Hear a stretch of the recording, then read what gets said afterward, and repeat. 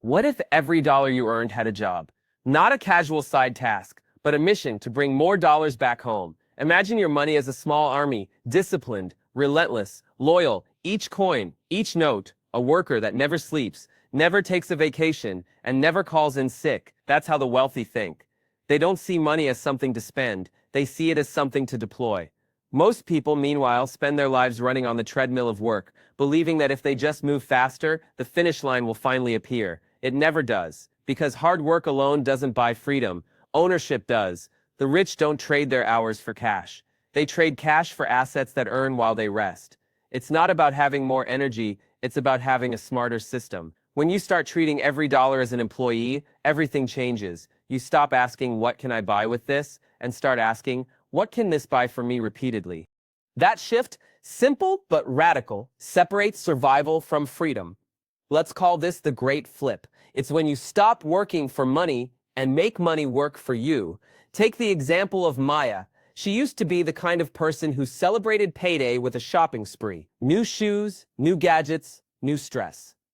Then one day she did the math. Her $400 phone upgrade would have been worth over $2,000 if invested in dividend stocks 5 years earlier.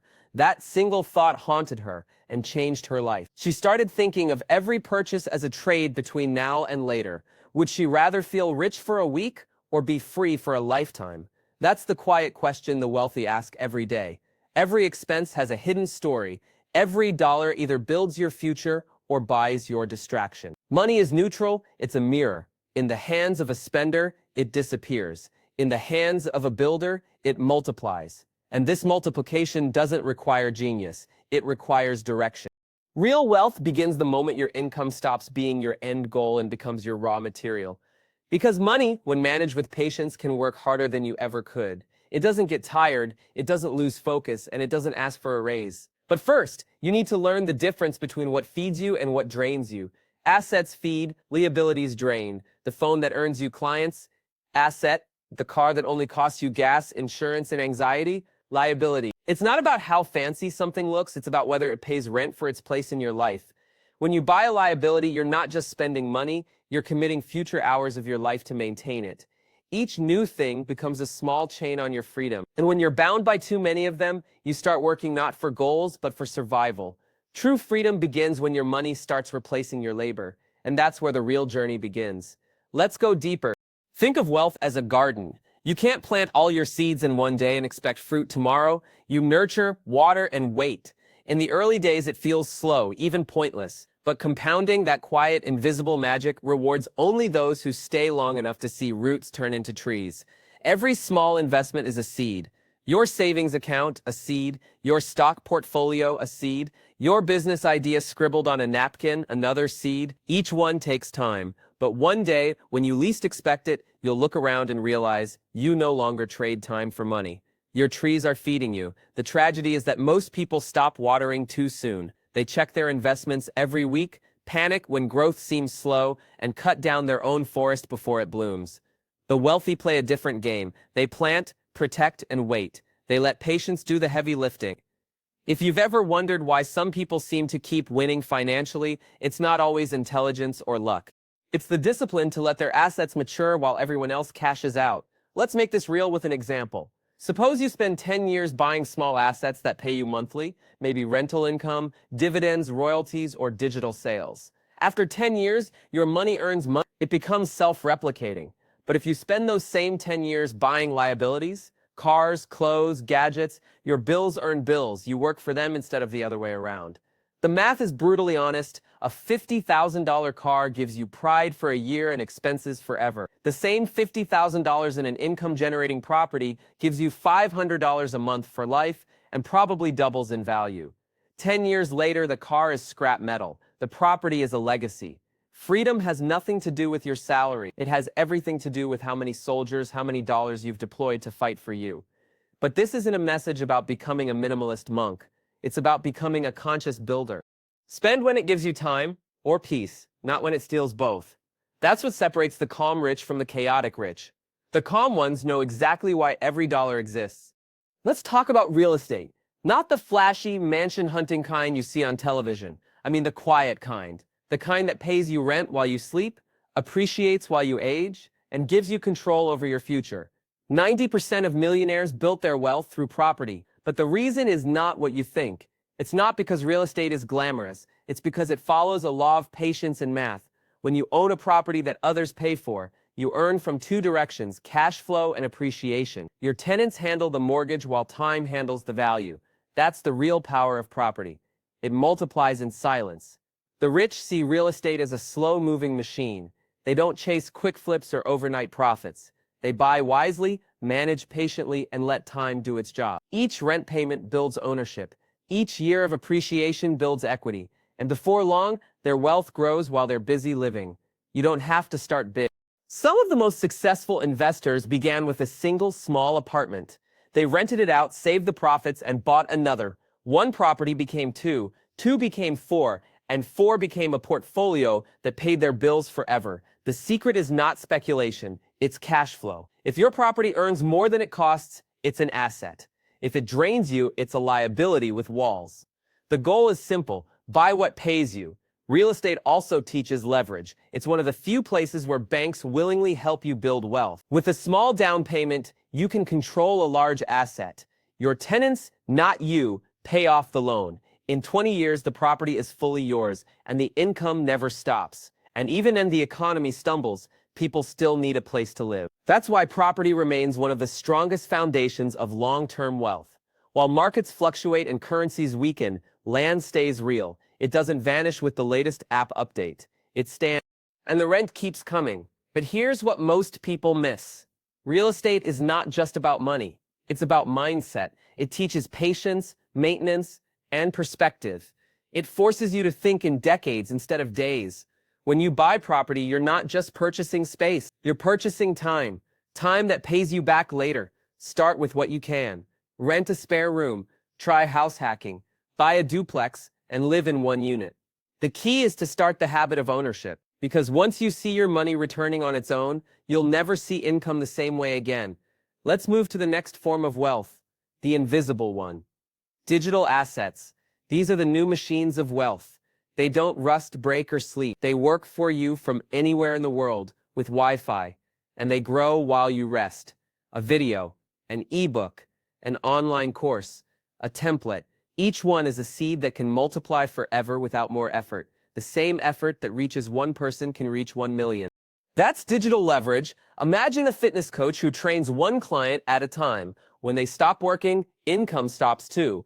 But if that same coach records a 12-week program and sells it online, thousands can join while they sleep. That's the moment time detaches from money. The internet rewards those who build, not those who scroll. Every blog post, video, or product becomes a small worker earning for you around the clock. You build once, but it keeps paying. Most people quit before their work compounds. They post 5 videos, see little growth, and stop. But compounding works in digital creation just like in investing. The first 100 days are invisible. Then suddenly, the graph bends upward. The key is consistency, not genius. The beauty of digital assets is freedom. You can work from home, from a coffee shop, or from a quiet island. No manager, no meeting, no alarm clock. Just systems that pay you for the value you already created. And you don't need perfection to start. You just need action. Record your knowledge, teach what you know, package your skill into something others need. Every upload, every post, every product is a seed. Some will fail, some will bloom. The point is to keep planting, because the world pays creators. And the longer your creations live online, the harder they work for you. Digital assets also build credibility. When people find your work, they see proof of what you know. That trust becomes income, and that income becomes freedom. The only question is whether you'll start creating before the window closes. Because one day soon, the digital frontier will feel crowded, and those who began early will already have empires running while they sleep. Now let's talk about what to do when those empires begin to earn. Reinvest. Don't spend. Poor people spend their profits. Rich people reinvest them. Every time your work pays off, you stand at a crossroads. One path leads to consumption, the dinner, the gadget, the weekend trip. The other leads to growth, better tools, better marketing, better systems. One fades in memory, the other compounds forever. Think of reinvestment as momentum. Each dollar reinvested recruits another. They breed like rabbits when kept together. They die when spent alone. That's how wealth builds quietly. Not through sudden luck, but through disciplined recycling of success. A $5,000 profit can buy a vacation, or it can become a new product that earns $500 a month for years. The difference is mindset. One wants comfort now, the other wants power later. Reinvesting also builds resilience. Businesses that reinvest survive recessions. Individuals who reinvest survive layoffs, because growth compounds while consumption evaporates. Every profit is a test. It asks who's in charge, you or your impulses. The wise answer by feeding the system, not the ego. The goal is to reach a point where your reinvested money produces more income than you can spend. That's when compounding becomes unstoppable. That's when freedom becomes permanent. Next comes a principle most people overlook. Rent or share what you own. Everything you own has potential energy. A car sitting in a garage, a spare room, camera gear collecting dust. They're not just objects. They're sleeping assets. In the sharing economy, those assets can work for you. Rent your car when you're not using it. List your spare room on Airbnb. Offer your tools, space, or equipment to others. Let every possession earn its keep. The mindset shift is simple. If it's not earning, it's costing. If it sits idle, it's draining you. Wealth grows when you activate what you already own. Even your knowledge can be shared. Teach online, host workshops, offer consulting. Your experience is an asset too. This is how ordinary people build extraordinary freedom, not by chasing new things, but by using what they already have smarter. The difference between consumers and creators is not income.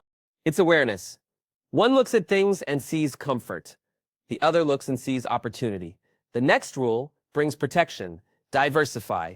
Don't keep all your eggs in one basket. If one source fails, another must stand. That's not fear, that's foresight. Jobs vanish, markets crash, currencies fall. But those who built multiple streams of income stay calm, because one storm can't sink every ship. You can hold stocks for growth, property for cash flow, and digital assets for scalability. You can even diversify your skills. Learn to earn in more than one way. That's how you sleep well when others panic. Diversification doesn't mean chaos. It means balance. Each pillar supports the next. If one cracks, the structure stands. The final step is creation. Start a small business or side hustle. This is where freedom begins. When you stop renting your time and start selling your value, you regain control. A small business is not just about money. It's about choice. You decide what to build, how to grow, and who to serve. You decide your ceiling or remove it entirely. Start tiny. Sell one product. Help one client. Make $1 that didn't come from your employer. That first dollar changes everything, because it's not just income. It's proof that you can create value on your own terms. Entrepreneurship isn't about having the best idea. It's about staying consistent long enough for your small idea to become a big one. Don't wait for perfect timing. There's no such thing. Start where you stand. Use what you have. Improve as you go. Every failure teaches. Every success compounds. Every reinvested profit multiplies. That's how businesses grow from side hustles to freedom engines. In the beginning, it feels slow. Then one day, the graph bends. Clients call while you sleep. Sales happen while you rest. And you realize money no longer controls you. You control it. That's the promise of making money work for you. Not wealth for its own sake, but peace. The ability to wake up and decide how to spend your time. The freedom to stop trading hours for survival and start living for purpose. You don't need permission, you need persistence. Start small, think long, and let time be your partner. Because wealth isn't built in noise, it's built in quiet, consistent motion. The rich don't chase, they plant, they water, they wait, and one day, their money works so hard that they no longer have to. That's the goal. Not to have more, but to need less. Not to look rich, but to live free. Money is a servant, not a master. Teach it to work for you, and it will never stop. If there's one thing to take from this video, it's this. Freedom isn't built in one big move. It's built in small, steady decisions. Every time you choose to invest instead of spend, learn instead of scroll, or create instead of consume, you're moving closer to independence. Remember, wealth isn't about the size of your paycheck. It's about the strength of your mindset. When you treat money as your ally, it starts working quietly in your favor. And when that happens, life shifts from survival to design. So start today. Turn one expense into an asset. Turn 1 hour into creation. And let that first tiny win be the foundation of your freedom story. If this message helped you see money differently, take a second to like this video. It really helps the channel grow. Subscribe to The Passive Path for more stories, lessons, and blueprints that help you build wealth with purpose. Leave a comment about the one idea you'll start applying today, and share this video with someone you care about, someone who deserves a better financial future too. Thank you for watching. Good luck on your journey toward freedom. And until next time, keep building, keep learning, and keep walking. The Passive Path. See you in the next video.